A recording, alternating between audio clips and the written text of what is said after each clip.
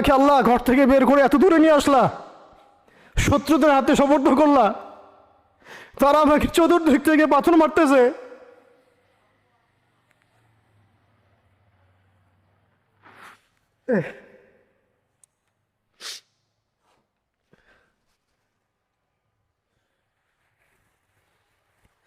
আম্মি লা করিবিন মাল্লাকতাহু আমরি, পরে নবীজি বলছেন আম্মি লা করিব, নাকি আমাকে কাছের মানুষদের হাতে নিয়ে আসছো আল্লাহ?